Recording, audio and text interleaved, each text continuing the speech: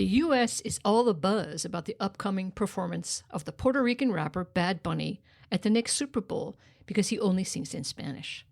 Europeans who've been listening to music in a whole potpourri of languages for decades can only smile at the uproar. Welcome to the giant island known as the United States of America.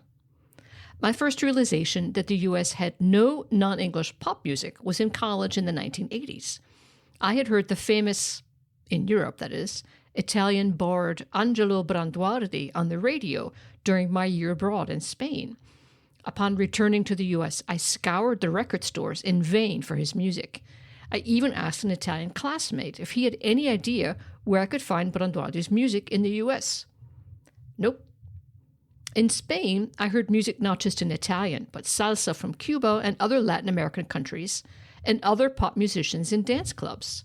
Songs by French musicians, and even a few German ones, were also played on the radio. And, of course, music from Spain. But by far the dominant source of pop music was from the U.S. In those days, hardly anyone spoke English in Spain, so they didn't understand much of the lyrics. But it never occurred to anyone to complain. The English-speaking world was the main source of pop music, so people just struggled to understand as best they could. My Spanish roommates often asked me, the resident English language expert, to unravel the lyrics for them. Fast forward to present-day Germany, where I live. Turn on the radio, and 80% of the music you'll hear will be in English, performed not just by U.S., British, and Irish musicians, but also by non-native speakers who sing in English to reach a broader audience. This dominance of the English language in pop music has a long history.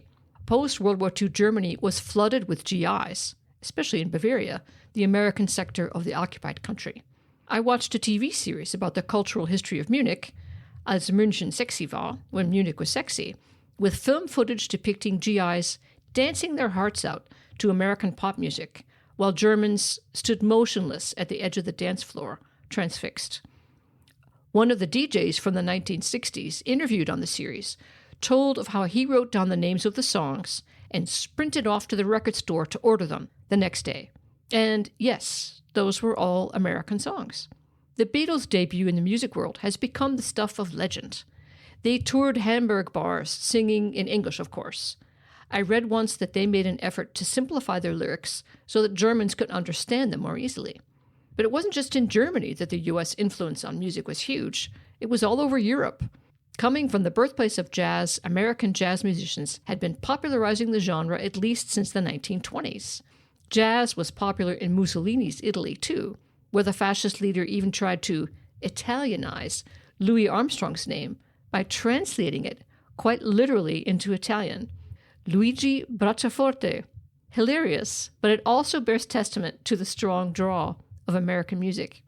Puerto Rico, the home country of Bad Bunny, was colonized by the Spanish in the 16th century and became a U.S. territory following their victory in the Spanish-American War of 1898. Puerto Rico has remained a territory ever since, with a dollar-based economy but no right to vote. After centuries of Spanish rule, Spanish was, and remains, the main language of the island. It comes as no surprise that Bad Bunny sings in his native language, Spanish. It also comes as no surprise that the U.S. is horrified by the idea of someone singing in Spanish at the Super Bowl, particularly with all the rhetoric about the country being invaded by Spanish speakers, which is particularly ironic in view of the traditional U.S. domination of Spanish-speaking countries, not just Puerto Rico, as already mentioned, but all of Central and Latin America. This dominance has recently been reinvigorated by the government's violent kidnapping of the leader of Venezuela and its announced intent to rule the country.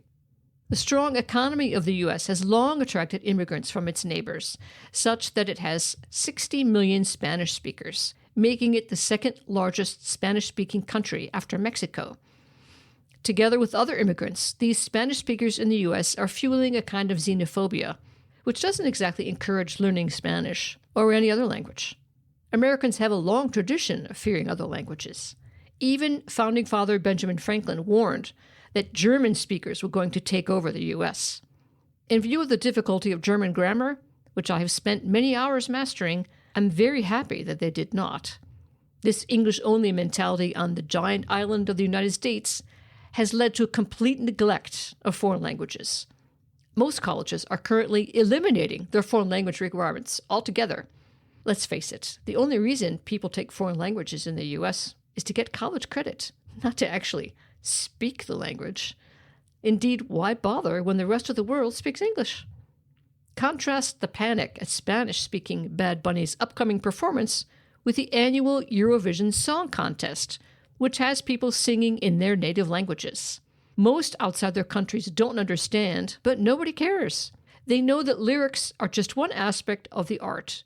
It's also about the musician's outfit, the dancing, the stage setting, and most of all, the music itself. Music, like any art, needs to be interpreted in context. Someone with no knowledge of painting would probably wonder what the big deal is about the Mona Lisa, for example. But when you know that the painting was carried around by its famous creator, Leonardo da Vinci, because of a mysterious bond he had with it, the painting starts to become more interesting. It was stolen from the Louvre in 1911. Thankfully, the museum has gotten a lot better at protecting its valuables since then, right?